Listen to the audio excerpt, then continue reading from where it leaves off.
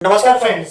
तो आज के इस लेक्चर में हम बात करने वाले हैं about the secondary sex organ of the female. आपको ध्यान में होगा सेकेंडरी सेक्स ऑर्गन के अंदर हमको दो चीज को बारे में पढ़ना है।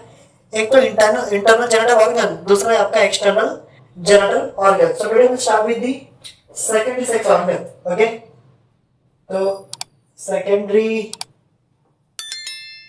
Sex organ. ओके दोस्तों, जैसे मैं आपको सेकेंडरी सेक्स ऑर्गन की बात करते हैं, फीमेल में दो तरह के होते हैं। एक तो आपका इंटरनल, हम लोग आज एक्सक्लूसिवली इंटरनल के बारे में बात करेंगे। दूसरा आपके पास है एक्सटर्नल जेनिटल ऑर्गन।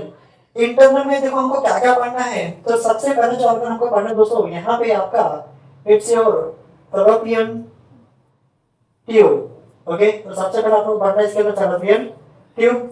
दूसरा स्ट्रक्चर जो आपको पढ़ना है दैट्स योर यूट्रस। ओके, तीसरा जो स्ट्रक्चर आपको पढ़ना है दोस्तों वो है वजाइना। तो बेसिकली आज के इस लेक्चर में हम तीन स्ट्रक्चर के बारे में बात करेंगे, the fallopian tube, the uterus and the vagina. Now let's start with the first part that's your fallopian tube. तो पहले मैं छोटा सा डायग्राम ड्रॉ करता हूं, फिर मैं आपको एक्सप्लेन करता हूं। ओके, तो दोस्तों देखो जो फीमेल का रिप्रोडक्टिव सिस्टम होता है कुछ इस तरह का आपको देखने को मिल जाएगा। तो ये जो मैं ड्रॉ कर रहा हूं this is the internal genital organ of the female. Okay,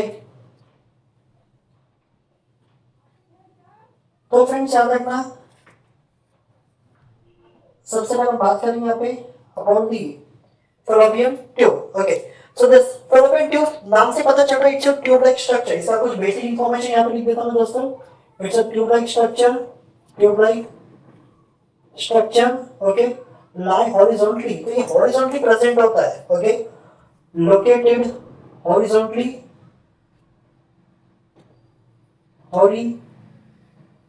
located, okay, on either side of uterus। Uterus से दोनों तरफ आपको देखने को ये मिल जाएगा। बात करें इसके लेंथ की, तो length is around 10 to 12 centimetre. इसका जो लेंथ होता है दोस्तों ये तकरीबन 10 से 12 सेंटीमीटर का आपको देखने को मिल जाएगा। And yes, this fallopian tube consist of 3 parts. यहाँ पे टोटल 3 पार्ट्स आपको देखने मिलेंगे। और कौन कौन से पार्ट्स है तो डायग्राम से मैं आपको एक्सप्लेन करता हूँ। ओके, तो देखो दोस्तों जो सबसे पहला पार्ट है ये वाला part. Okay, this part is called infundibulum. इसको हम बोलते हैं फ्रेंड इनफंडिबुलम। ओके, याद रखना जो इनफंडिबुलम होता है it's a funnel shaped, funnel आपको पता है कुप्पी। Okay, so it's a funnel shaped. Okay, and yes it's a proximal part of fallopian tube. दोस्तों ध्यान दें ये प्रॉक्सिमल पार्ट होता है। और प्रॉक्सिमल क्यों बोलते हैं आपको जस्ट बता दूं। प्रॉक्सिमल पार्ट, ओके, प्रॉक्सिमल का मतलब होता है नियरर, पास में। तो किसके पास में होता है? It is nearer to the ovary. ये ओवरी के पास में होता है। ओके, अभी मैं यहाँ पे पूरा ड्रॉ करूंगा तो आपको दिखेगा। चलो ड्रॉ ही कर देता हूँ। देखो ये आपका नेक्स्ट पार्ट है दैट्स योर यूट्रस। ओके, तो ये आपका हो गया यूट्रस।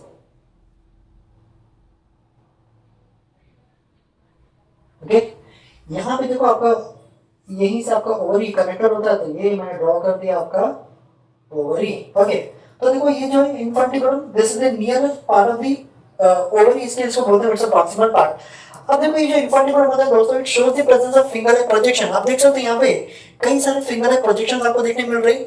ये जो फिंगर लाइक प्रोजेक्शंस है these are called fimbriae. Okay, so infundibulum shows the presence of finger like projections, and these finger like projections are called fimbriae। इसको हम कहते हैं friend fimbriae। Okay, so these are finger like projections. तो मैं पे लिख देता हूं finger like. Okay, it's a finger like projections. Okay, अब देखो जो फिम्ब्रिए होते हैं ना इसके सरफेस पे आपको छोटे छोटे ओपनिंग्स देखने मिल जाएंगे। So this fimbriae shows the presence of tiny opening on its surface। इसके सरफेस पे दोस्तों छोटी छोटी ओपनिंग्स प्रेजेंट होती है। and these openings are called ostia। इसको हम क्या कहते हैं फ्रेंड? ostia। ओके, तो ostia क्या है? Basically it's opening present on fimbriae. Okay, अब देखो जो एक फिम्ब्रिए, कम से कम एक फिम्ब्रिए जो है दोस्तों बहुत बड़ा होता है। so one of the fimbriae is quite long and that fimbriae has deep connection with the ovary। उस फिम्ब्रिए का ना काफी हद तक डीप कनेक्शन देखने मिलता है आपको ओवरी के साथ। ओके, अब देखो सबसे पहले कि इस ओस्टिया का काम क्या है या फिम्ब्रिए आपका काम क्या करता है। तो जैसे मैंने आपको बताया here there is a opening, that opening is called ostia. और ओवरी ये आपका प्राइमरी सेक्स ऑर्गन है। यहाँ पे क्या बनता है आपका सेकेंडरी ओसाइट। अब ये जो सेकेंडरी oocyte है दोस्तों, ये एंटर करेगा किसके अंदर, इनफंडिबुलम में। तो कहां से, it enters into the infundibulum through the opening called ostia.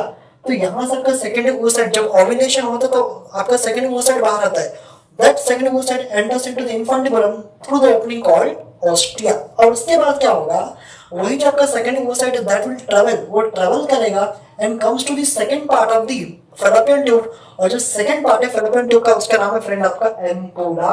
तो ये जो आपको पार्ट देखने मिला ना, this part is called ampulla. So this is your ampulla. Okay, so this again ampulla, it's a tube like, it's a long tubular structure, long tubular structure.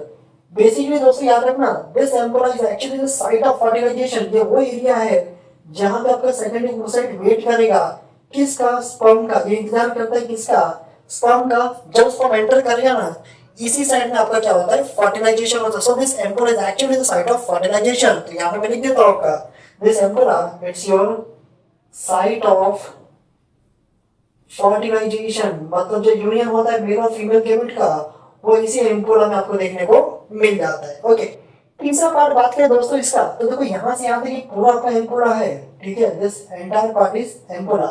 This terminal part, ये जो and का part देख रहा है, this terminal part of the fallopian tube is called isthmus. इसको हम कहते हैं इस्थमस।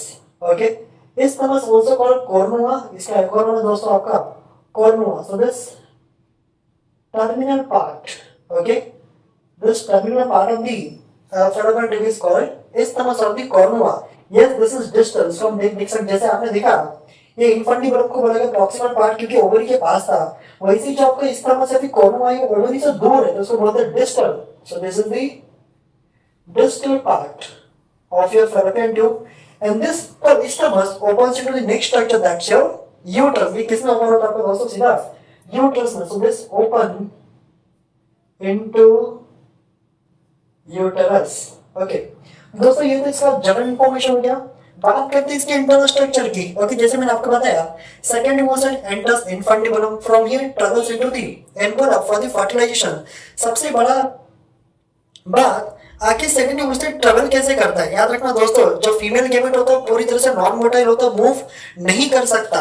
यहाँ पे मतलब कोई ना कोई स्ट्रक्चर प्रेजेंट है। So remember, internally this fallopian tube is lined with the help of ciliated epithelium. तो अंदर ही अंदर यहाँ पे internally it is lined with the help of ciliated epithelium. तो यहाँ पे आपके सीलियास प्रेजेंट होते हैं। So these are the cilia. और इसी सीलिया का काम क्या होता है, so these cilia actually helps in the movement of secondary oocyte। तो यही सीलिया की वजह से पूरा का पूरा यहाँ पे सीलिया आपका प्रेजेंट होता है। इसी सीलिया की वजह से आपका जो सेकेंडरी oocyte वो मूव करता है और एम्पुला में आएगा, और फर्टिलाइजेशन के बाद ये यूट्रस में भी इसी सीलिया की मदद से आता है। आई होप आपको समझ में आ गया पूरा स्ट्रक्चर आपका। This first part that's your fallopian tube. Okay, next structure आपके पास दोस्तों यूट्रस। तो यूट्रस ये इसका मेन पार्ट है। बात करते हैं यूट्रस की, थोड़ा सा बेसिक इंफॉर्मेशन मैं यहाँ पे लिख देता हूँ यूट्रस के बारे में। तो uterus this is your hollow muscular organ। इसके बाद दोस्तों highly differentiable, so it's hollow muscular, highly differentiable। अब बहुत सारे बच्चे पूछेंगे कि सर ये डिस्टेंशिएबल का मतलब क्या होता है। डिस्टेंशिएबल का मतलब होता है कैपेबल ऑफ एक्सपांशन। ओके, तो ये वो ऑर्गन है जो कि आपका एक्सपांड हो सकता है, ये स्ट्रेच हो सकता है। तो कोई भी ऑर्गन अगर आपकी बॉडी का एक्सपांड हो सकता है उसको हम बोल सकते हैं डिस्टेंशिएबल। तो yes, it is highly distensible organ. आपको पता होना चाहिए नॉर्मली इसका डायमेंशन इतना ज्यादा नहीं होता है, लेकिन जब प्रेगनेंसी होती है, प्रेगनेंसी के दौरान ये अपने साइज से लगभग 500 गुना ज्यादा स्ट्रेच हो सकता है। So can stretch up to 500 times than its original size. So it's yes, it is highly distensible organ. So it is hollow muscular, highly distensible, pear shaped। एक फ्रूट आता है, ओके, पेयर करके उसी का shape का आपको organ देखने को मिल जाता है। बात करें इसके जनरल डायमेंशन की, तो देखो इसका जो लेंथ होता है, okay, if you talk about dimension, तो इसका जो लेंथ होता है दोस्तों ये तकरीबन 7 से 7.5 सेंटीमीटर के आसपास होता है। So if you talk about the length, it is 7 to 7.5 centimetre. If you talk about the breadth, okay, इसका breadth की, इसका length हो गया ये। इसका breadth की बात करें दोस्तों हम लोग, okay, तो ये तकरीबन 5 सेंटीमीटर के आसपास आपको मिल जाएगा। बात करें इसकी थिकनेस की, ओके, तो इसका जो थिकनेस होता है ना फ्रेंड, वो तकरीबन 3 सेंटीमीटर के आसपास होता है। If you talk about the thickness, it is almost around 3 centimetre. Okay, so dimension length 7.5 centimetre के आसपास, ब्रेथ की बात करें तो 5 सेंटीमीटर के आसपास मिल जाएगा, थिकनेस की बात करें तो 3 सेंटीमीटर के आसपास आपको मिल जाएगा। इस तरह दोस्तों ध्यान दें, जो आपका यूट्रस होता है, it shows the presence of 3 parts. यहाँ पे आपको 3 पार्ट्स देखने को मिल जाएंगे। तो जो सबसे पहला पार्ट है ये ऊपर का part, okay, this upper part of the uterus is called fundus. इसको हम क्या कहते हैं फ्रेंड? फंडस। तो मैं इसको थोड़ा ऐसा क्रॉस करके लिखता हूं, this upper part is your fundus. Okay, so this is the first part of your uterus. Okay, this is upper dome shaped. इसका शेप अगर आप देखोगे ना तो डोम जैसा होता है, such a dome shape. Okay, so upper dome shaped part of the uterus is called fundus. याद रखना फ्रेंड, ज्यादातर टाइम आपका जो फर्टिलाइज्ड एग होता है ना, यहीं पे इम्प्लांट होता है। So mostly implantation occur here, तो ज्यादातर टाइम आपका इम्प्लांटेशन यहीं का होता है। इम्प्लांट स्पेलिंग थोड़ा मिस्टेक हो गया, implantation occur. So most of the time this is the place where your fertilized egg will implant. Okay, तो ये तो आपका फर्स्ट पार्ट हो गया। सेकंड पार्ट की बात करें दोस्तों, तो इसका जो सेकंड पार्ट है, ये बड़ा वाला पार्ट आपको जो दिख रहा है, this part is called body. So the second part of the uterus is your body. तो इसका दूसरा पार्ट है, इसको बोलते हैं हम बॉडी। ओके, तो देखो जो बॉडी है, yes it is a major part, it's a major part of the uterus. Okay, in general it is a broad part. ध्यान दोस्तों ये काफी broad होता है, it is broader. Okay, it's broader. Okay, but gradually taper, धीरे धीरे देखोगे तो आपका taper होता रहता है। Okay, but gradually tapers, gradually taper downwardly, taper downwardly, तो नीचे की तरफ ना आपका ये taper होता रहता है। Okay, so gradually tapers downwardly. This is your second part, that's your body.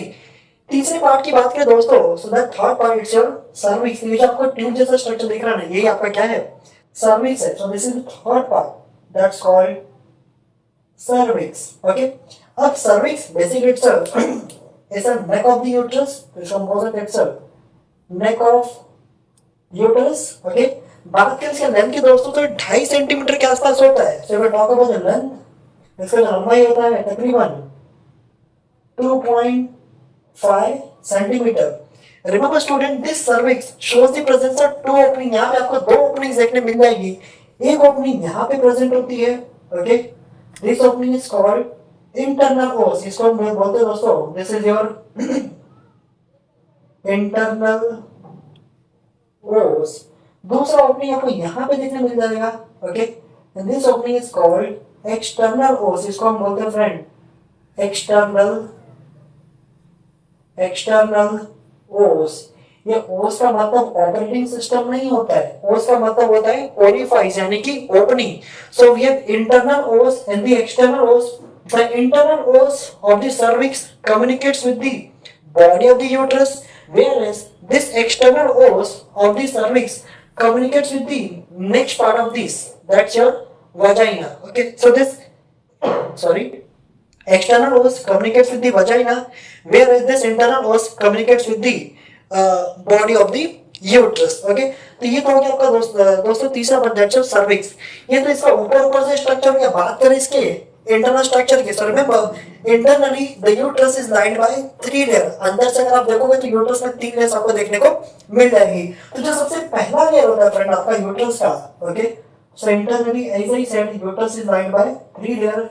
The outermost layer of the uterus is called perimetrium. ये जो मैं ड्रॉ कर रहा हूं आपका, this is the outermost layer of the uterus and this outermost layer of the uterus is called perimetrium. तो ये आपका सबसे बाहर का लेयर है दोस्तों, पेरीमेट्रियम। जैसा मैंने आपको बताया, internally uterus lined by 3 layers. The outermost layer is your perimetrium, so this is outermost. Okay, सबसे बाहर का लेयर होता है, and this perimetrium is actually made up of single layer of squamous epithelium. इसका मतलब है दोस्तों made up of squamous epithelium. So made up of squamous epithelium. Okay, ये तो हो गया आपका सबसे पहला layer perimetrium. Below the perimetrium there is a presence of thick layer, एक मोटा सा लेयर आपको देखने मिलता है, that's your muscular layer. Okay, तो इसके नीचे आपको एक और लेयर मिलता है दोस्तों, so that layer is actually your myometrium, ये जो नीचे आपको देखने को लेयर, दिस इज मायोमेट्रियम.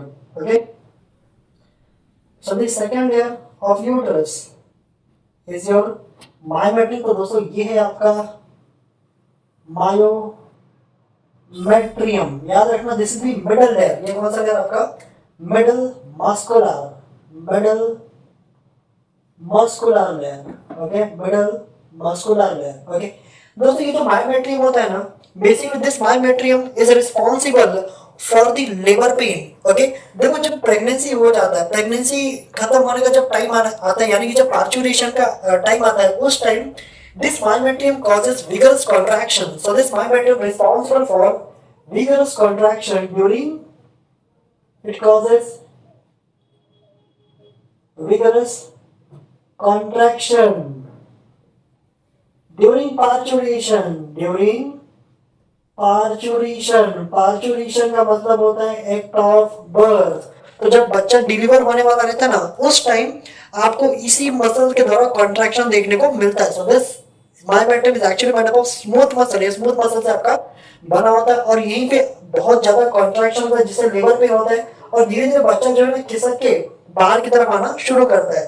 दोस्तों जो तीसरा लेयर आपको देखने को मिलता है, third layer which is present below the myometrium, that layer is called endometrium. So this is your third layer. This is called endometrium. तो जो तीसरा लेयर फ्रेंड आपका, this is your endometrium. Okay, सबसे पहले बात करें दोस्तों, तो yes it is innermost layer. This innermost. Okay, इसका फ्रेंड याद रखना, जो endometrium होता है, this is highly vascular layer. highly vascular layer. अब highly vascular का मतलब आपको समझ में आना चाहिए. This layer is richly supplied with blood vessels. यहाँ पे बहुत सारी blood vessels होती है. shows the presence of lot of blood vessels. सिर्फ blood vessels नहीं होती दोस्तों. It also shows the presence of what? Uterine gland. यहाँ पे आपको मिल जाएगा uterine gland. It also shows the presence of what? Uterine gland. Basically दोस्तों ये तीसरा लेयर ना आपका endometrium. This endometrium helps in the nourishment of the developing embryo. तो इस तीसरे लेयर का काम होता है nourishment of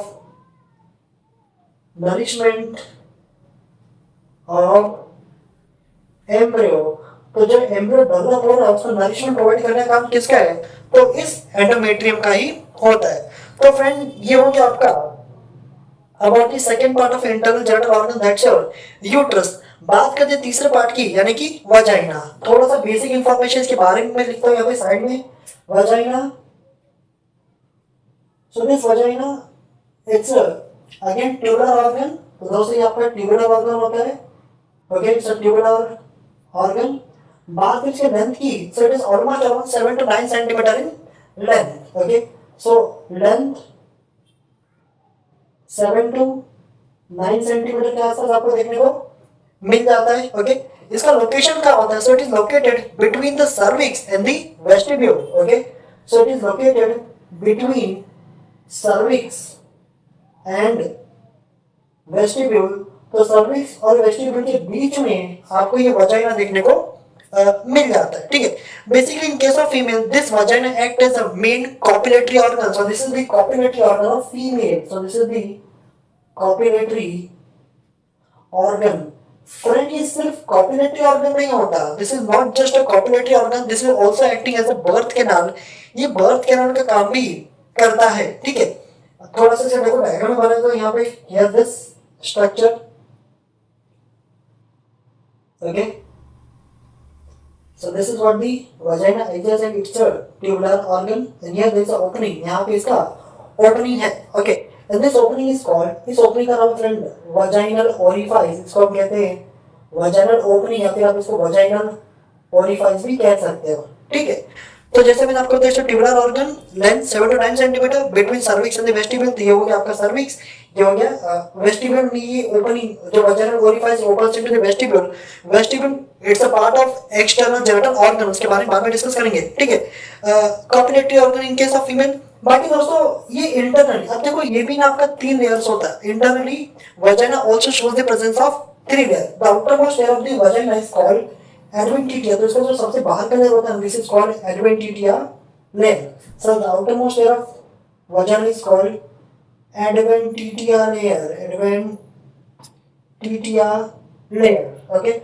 Now inner to the adventitia we have middle layer, that is muscula. So inner to the adventitia, okay, तो इसके अंदर अगर आप जाओगे तो यहाँ पे आपको मिलेगा muscular layer. So inner to the adventitia the middle layer, this is muscular. So it shows the presence of middle. Yes, this one is outer, ये आपका आउटर लेयर होता है, जबकि this is your muscular layer. Okay, muscular, this muscular layer is actually middle layer, ये आपका बीच का layer होता है.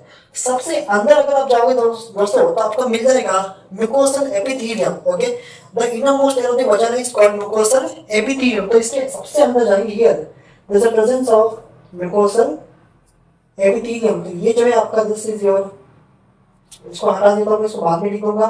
Okay, the third layer is your mucosal epithelium. अब ये जो म्यूकोसल एपिथेलियम होता है ना दोस्तों, this mucosal epithelium is made up of stratified non-keratinized epithelium. So basically this is stratified non-keratinized layer, stratified non-keratinized. Okay, इसका मतलब क्या होता है? Stratified means it is made up of multiple layers. जैसे हमारा स्किन होता है ना, स्ट्रेटिफाइड एपिथेलियम से हमारा स्किन बना हुआ है. ओके, बट कहीं कहीं हमारा स्किन केराटिनाइज्ड होता है, कहीं कहीं नहीं होता है. लेकिन यहाँ पे very specific it is non keratinized. Keratin एक तरह का प्रोटीन होता है जो कि स्किन में जनरली आपको देखने मिलता है, बट यहाँ पे ये एब्सेंट होता है. So this mucosal epithelium is made up of stratified non keratinized layer. Okay, basically जो तीसरा लेयर होगा इट स्टोर्स व्हाट, ग्लाइकोजन. ये क्या स्टोर करता है? Stores glycogen. ओके, ये बहुत इंपॉर्टेंट होता है फीमेल की बॉडी में, ग्लाइकोजन का स्टोर होना. ग्लाइकोजन स्टोर होता है ना, यहाँ पे कुछ बैक्टीरियाज होते हैं जो कि इसको फर्मेंट करते हैं और लैक्टिक एसिड में कन्वर्ट करते हैं, और उस लैक्टिक एसिड की वजह से ना इस एरिया में इंफेक्शन इन जनरल नहीं होता. समझ में दोस्तों? इसमें एक चीज और आपको बता देता हूँ, जैसे मैंने आपको बताया this vagina, vaginal canal also it is a birth canal. लेकिन सिर्फ वजाइना आपका बर्थ कैनाल नहीं होता. बर्थ कैनाल किसको बोलते हैं हम? The cervix. Okay, so this cervix, entire cervix, okay, and that means the cervical canal and the vaginal canal together, इन दोनों का एक साथ हम क्या बोलते हैं दोस्तों? Birth canal. Remember, birth canal का मतलब होता है, ओके, बर्थ कैनाल यहाँ पे लिख देता हूँ. बर्थ कैनाल, बर्थ कैनाल का मतलब है आपका सर्वाइकल प्लस वेजाइनल कैनाल. इन दोनों कैनाल को हम क्या कहते हैं एक साथ? Birth canal. यानी कि जब बच्चा डिलीवर होगा ना, बच्चा इसी कैनाल के थ्रू इस दुनिया में आता है. सो फ्रेंड्स, आई थिंक आपको ये समझ में आया होगा पूरा लेक्चर. ओके, तो ये हो गया आपका इंटरनल जेनिटल ऑर्गन. अगले लेक्चर में हम बात करेंगे about the external genital organ. Till then